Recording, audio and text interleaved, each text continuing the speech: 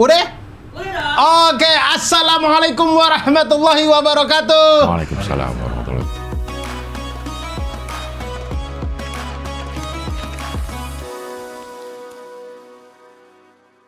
wabarakatuh. Teman-teman jamaah puasa iya. Iya. Yang Ngabdurian lah. Ngabdurian. Iya. Ih, kayak Agus Durian, gak enak kita. Ya gua aja Abdel Ahrian cuek. Kan itu bukan nama pengikut. Iya. Ahrian mah Ahrian aja. Iya. Bukan pengikut Ahri kan. Iya. Lo apa namanya apa jadi nih? Jamaah Angabdur. Jamaah puasa iya, maksudnya jamaah yang sedang berpuasa gitu aja. Iya. Atau yang tidak berpuasa ya nggak apa-apa. Ya boleh nonton. Ya terima kasih banyak. Berjumpa lagi di Ngabdur Ramadan episode kedua. Bagaimana teman-teman puasa hari kedua ini? Ceng Abdul gimana puasa? Alhamdulillah sudah terlewati lah puasa lapar dan hausnya ya.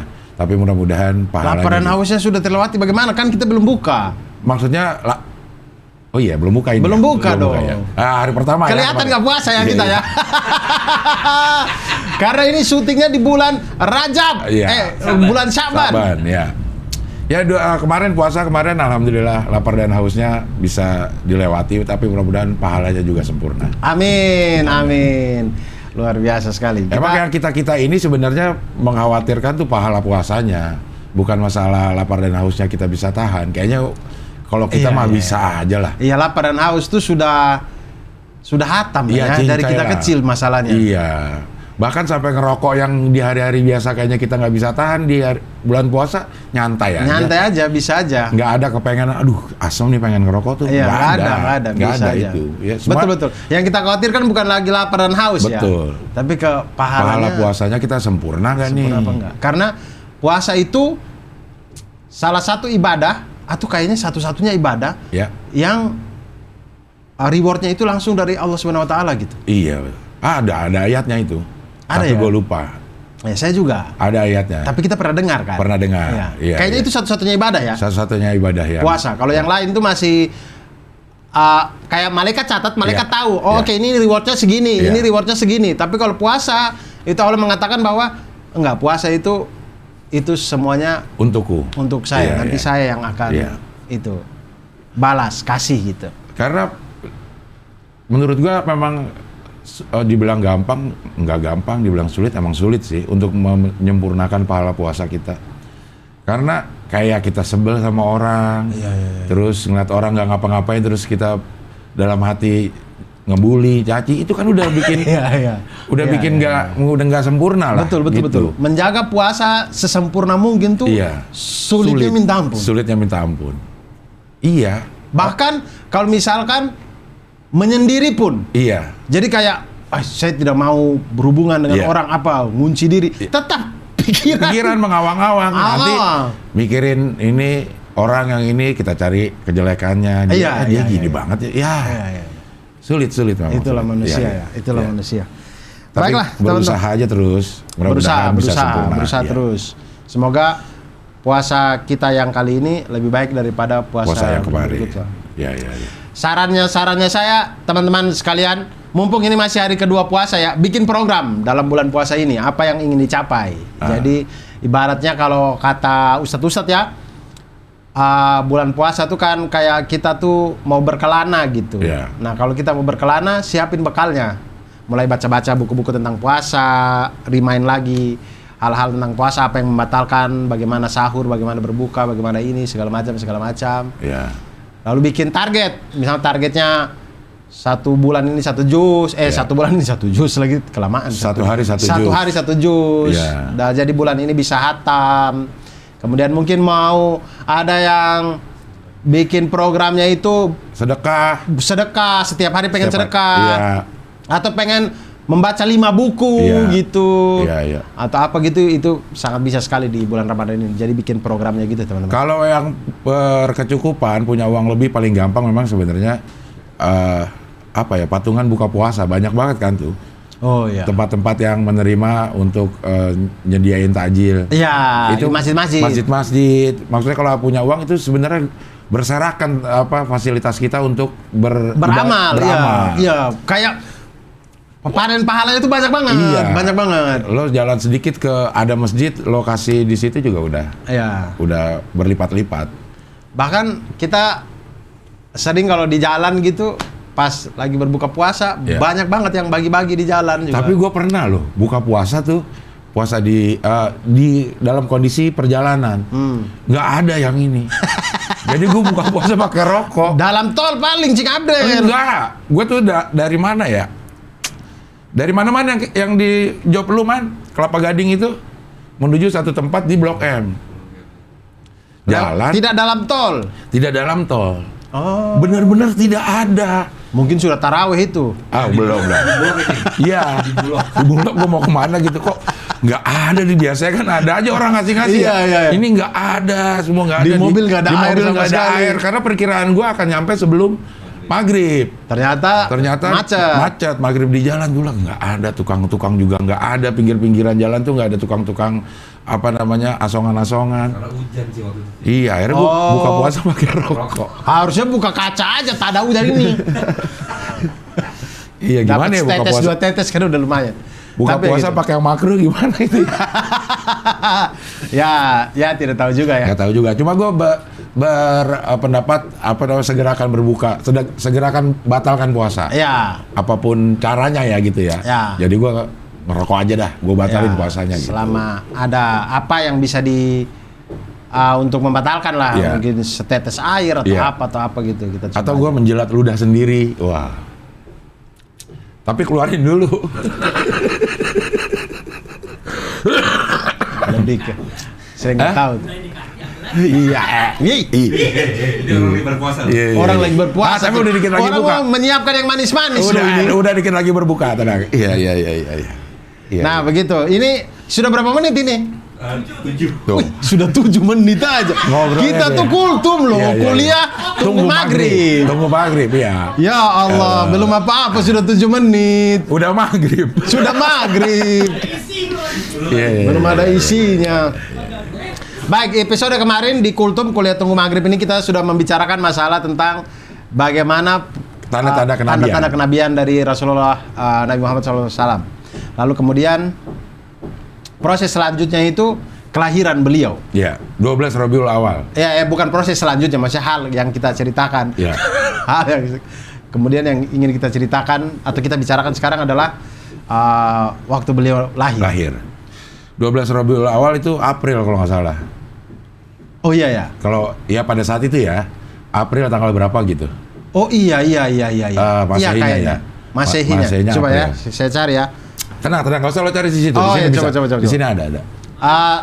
Man, cepet man, gerakan. Tanggal enggak 12 Rabiul Awal. Tanggal lahir Nabi Muhammad gitu aja. Masehi.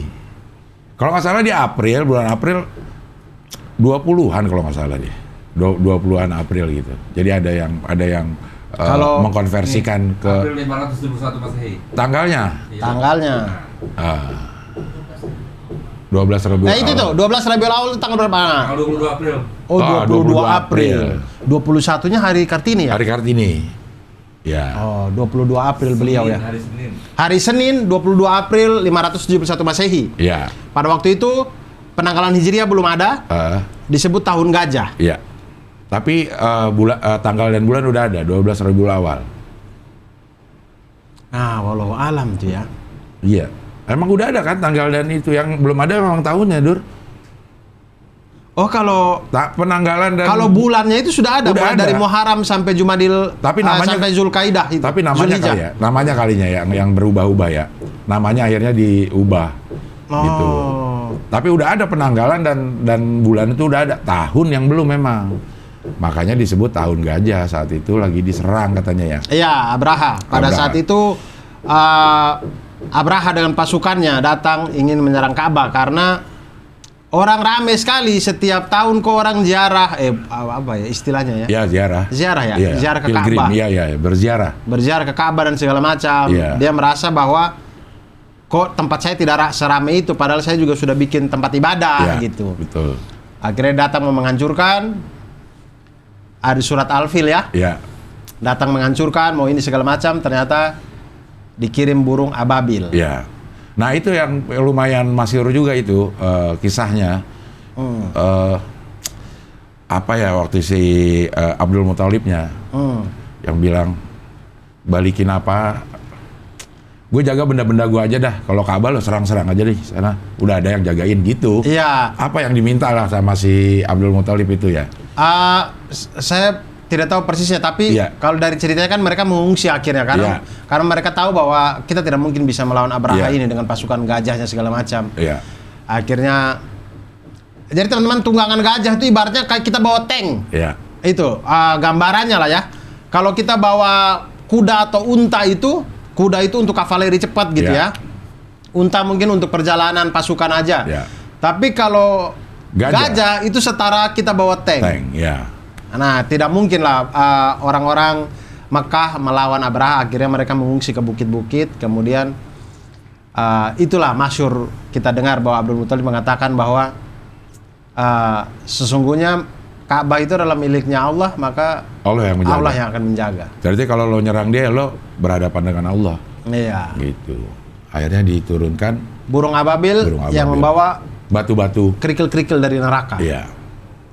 Dilempar. Nah, kalau ada beberapa yang gue baca juga secara ilmiah dicoba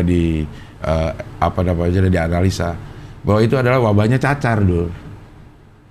Jadi nggak memang literally itu batu terus burung lepas. Itu wabah cacar, jadi pada kena cacar semua gitu. Ada ininya diilmiahin kan banyak tuh. Kisah-kisah yang di luar akal sehat kita gitu ya. Kayak membelah laut Nabi Musa, itu udah ada diterangkan secara ilmiah, memang bisa gitu. Ada beberapa analisa secara ilmiah. Nah, kalau yang itu katanya sakit cacar. Sakit cacar. Ya, mungkin penafsiran dari orang-orang. Ya. Berbeda-beda. Kalau saya memilih untuk percaya aja namanya mujizat. Kalau gue juga memilih percaya untuk percaya aja. Emang dikasih batu dari neraka langsung bolong gitu. Iya. Gajah-gajahnya kesian juga gajah-gajahnya mati. Tapi gajah juga tahu kok. Iya. Hewan itu paham siapa Tuhannya, paham. Iya. Jadi slow aja. Nah, lalu kemudian saya tuh waktu baca Sirah Nabawiyah, Cing, saya itu baru tahu kalau Nabi Muhammad SAW itu beliau itu pernah berkata, saya kurang tahu redaksi persisnya ya, tapi beliau pernah berkata bahwa beliau itu juga adalah asalnya itu dari Nabi yang ingin disembelih juga. Ismail. Beliau kan keturunan dari Nabi Ismail juga. Iya. Jadi beliau pernah mengatakan beliau tuh berasal dari dua keturunan orang yang disembelih. Pernah ingin disembelih. Yang pertama adalah dari Nabi Ismail alaihissalam mau disembelih, dan yang kedua ayahnya beliau Abdullah mau disembelih. Jadi Abdul Muthalib itu dulu punya anak baru satu. Abdullah bin Abdul Muthalib. Bukan, Abdul Muthalib, kakeknya Rasulullah SAW ini punya anak cowok itu baru satu. Oke. Nah, namanya bangsa Arab dulu kan kalau punya anak banyak, keren apa segala macam itu kan bisa punya kabilah tersendiri dan segala macam. Nah, beliau itu sering diajak diejek sama bani-bani ya, kabilah-kabilah yang lain bahwa anak dikit, anak baru cowok baru satu apa segala macam. Kemudian akhirnya beliau bernazar, seandainya kalau saya dikasih sama Allah 10 anak laki-laki, maka satunya akan saya persembahkan. Iya, saya sembelih. Nah, kemudian kejadian, beliau dikasih anak 10. Ya, di antara yang kita tahu tuh ya Ibnu Abbas, Hamzah, Abu Thalib, Abdullah, bapaknya Rasulullah SAW. Dibawa 10 ini ke depan Ka'bah, kemudian diundi. Siapa ini yang akan disembelih? Iya. Diundi keluarlah nama Abdullah bin Abdul Muthalib, bapaknya Rasulullah SAW. Beliau sudah mau disembelih, warga-warga tahan. Abdul Muthalib jangan disembelih. Cobalah kamu ke Khaybar sana gitu, atau tanya orang-orang cendekiawan yang lain gitu, apakah keputusan ini tepat atau tidak. Akhirnya beliau menuruti itu, ke sana lah kakeknya Rasulullah SAW ini ke Khaybar untuk tanya cendekiawan yang ada di sana. Kemudian dibilang, kamu undi aja, bisa ditukar dengan unta, tapi syaratnya kamu undi anakmu si Abdullah ini dengan 10 unta. Kalau yang keluar namanya tetap Abdullah, kamu tambahin lagi 10 unta. Tambahin. Nah, setiap kali diundi itu keluarnya selalu nama Abdullah. Tambah lagi ya. Tambah lagi 10 unta. Undi lagi, keluar lagi nama unta. Namanya Abdullah. Ditambah sampai 100 unta. Barulah keluar namanya unta. Nah, kemudian kakeknya Rasulullah SAW karena sudah 10 kali nih. Iya. Keluar nama Abdullah terus. Iya. Banyak juga nih unta nih. Iya, penasaran. Dia coba yang ke-11, tetap keluarnya unta. Akhirnya disitulah tidak jadi disembelih, diganti dengan 100 unta. Banyak juga ya. Unta mahal loh. Mahal.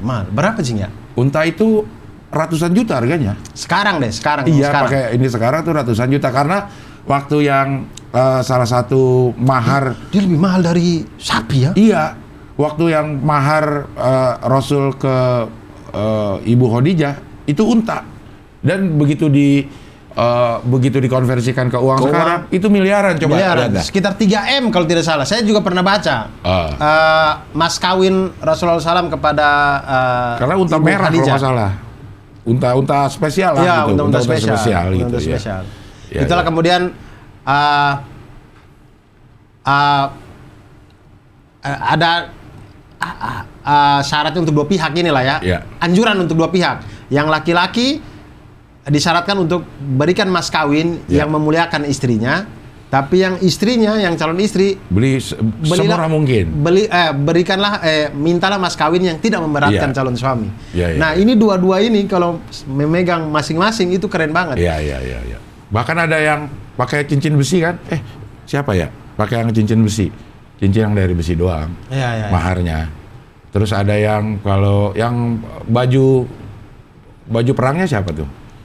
Kalau cincin doang tuh Ali bin Abi Thalib. Ada yang baju perangnya doang. Kalau baju perang saya kurang tahu. Iya. Kalau ini itu yang tadi yang perkataan itu yang dua pihak ini sama seperti kita bertamu juga. Iya. Jadi untuk pemilik rumah itu dia pakai sisi yang tamu adalah raja. Iya. Untuk yang sisi tamu itu dia pakai tamu adalah patung. Kita berkunjung ke rumah orang itu kita patung. Jadi kita tuh tidak boleh bukan. Tiba-tiba jadi patung Panasonic begini aja. Assalamualaikum, waalaikumsalam. Ngapain tamu adalah patung? Tamu adalah patung, maksudnya agar kita tuh jangan melakukan hal-hal yang tidak diizinkan oleh pemilik rumah. Jadi kalau disuruh duduk di situ, dipersilakan, ya sudah di situ saja. Jangan kemana-mana, jangan gini. Nah, kadang kita terbalik. Yang tamunya merasa dia adalah raja. Iya. Yang pemilik rumah merasa, kau tuh patung di sini. Kau jangan minta macam-macam. Nah, gitu. Nah, gitulah. Kadang-kadang kita salah. Tapi tamu juga nginep juga ada batas waktunya ternyata. Oh iya ya? Iya. Menurutnya 3 hari. 1 kali 24 jam? 3 hari kalau nggak salah. Kalau 3 hari itu udah ini boleh diusir katanya.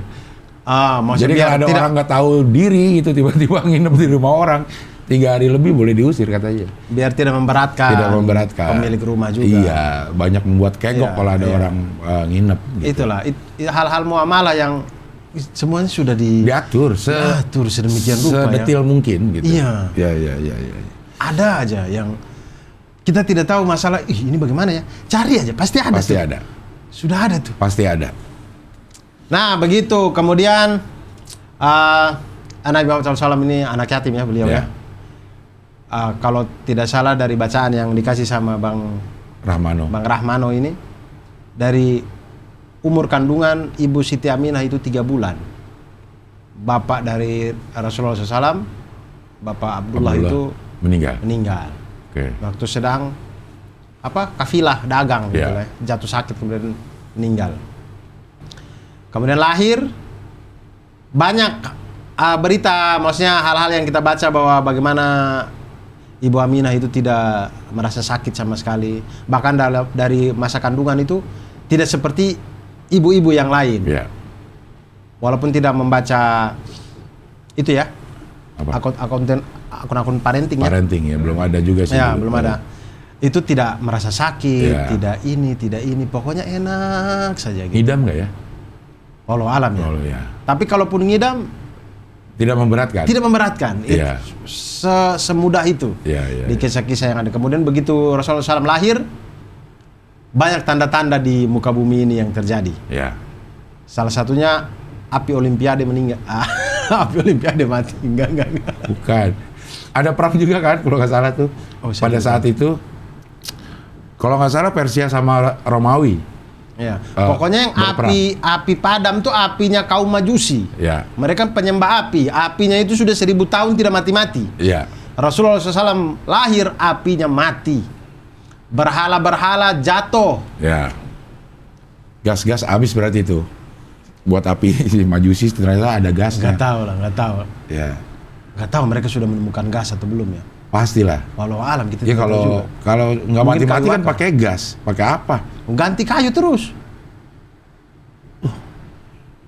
Dan mereka di dalam ruangan mungkin. Jadi tidak kena hujan. Itu api. Mungkin. Ya mungkin ya, nggak Kita tahu ya. juga. Ya. Lalu kemudian apalagi hal-hal yang terjadi Rasulullah SAW ketika lahir itu ya apinya Majusi, kemudian berhala-berhala hancur. Ya. Perang man coba deh. Pada saat itu kalau nggak salah gue baru dengar juga ini Romawi sama Persia perang. Sedang perang. Sedang perang memperebutkan apa gitu. Coba deh. Lalu kemudian waktu saya mau ngomong ini, saya lupa tadi. Saya mulai kesemutan ini. Ya. Jadi ketika Rasulullah SAW lahir itu juga pintu-pintu langit ditutup. Ya.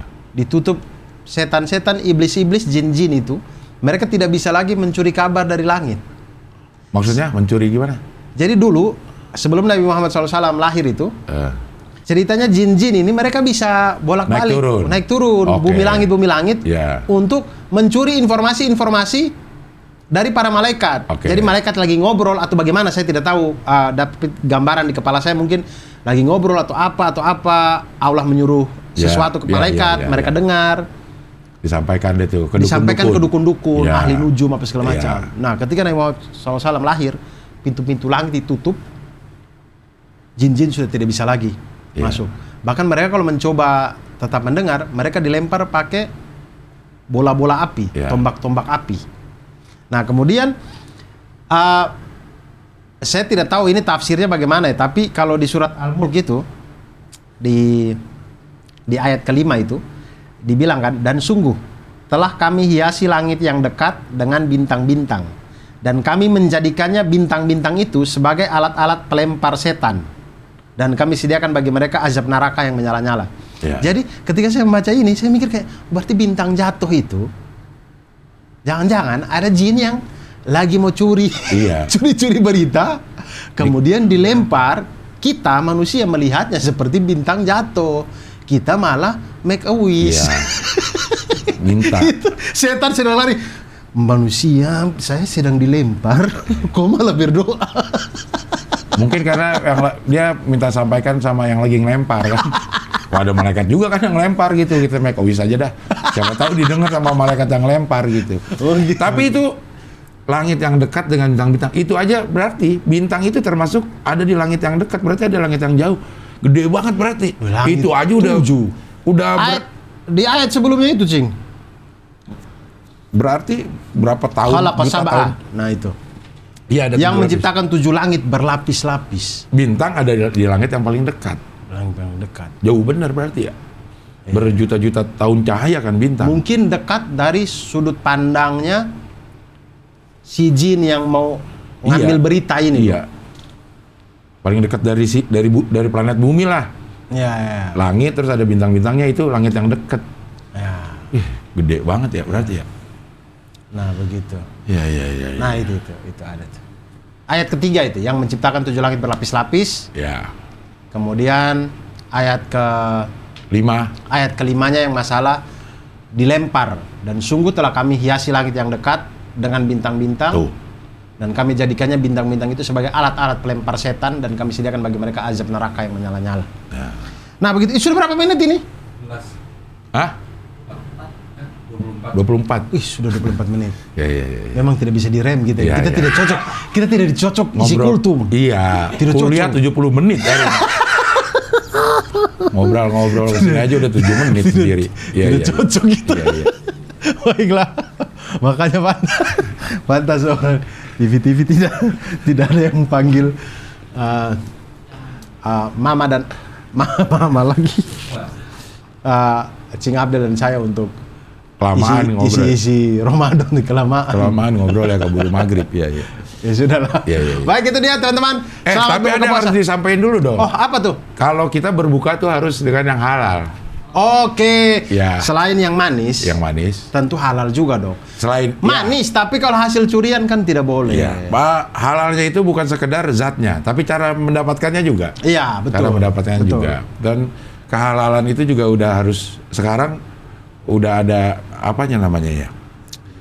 Sertifikasi. Iya, fasilitasnya untuk memastikan bahwa zat itu halal. Iya, karena memang sangat itu terbantu sekali dan kita kan, karena maksudnya kita sangat terbantu karena kalau kita mau ngecek setiap apa yang kita beli ini halal atau tidak, itu akan sangat repot. Iya. Maka kalau ada orang atau badan yang mengurusi itu kan, masyarakat sangat terbantu. Sekarang ada, karena Oktober 2024 semua makanan, minuman, binatang-binatang yang disembelih, tempat penyembelihannya itu harus bersertifikat halal. Jadi udah bisa dipastikan barang-barang di Oktober 2024 yang ada di pasar itu udah halal. Alhamdulillah. Ya. Oktober 2024 ya. Itu targetnya. Sampai Oktober 2024 insya Allah semuanya sudah halal yang di pasar yang kita temui. Iya, temuin. Karena dari ujungnya udah dipastikan halal. Sudah dipastikan halal. Nah, kalau ada yang bergerak di bidang itu, penyembelihan segala macam, buru-buru daftar. Bisa daftar di website si halal. Ya. Itu di ptsp.halal.go.id. Atau bisa juga di aplikasi pusaka juga ada. Oh, ada juga aplikasi pusaka. Nanti di situ Super Apps.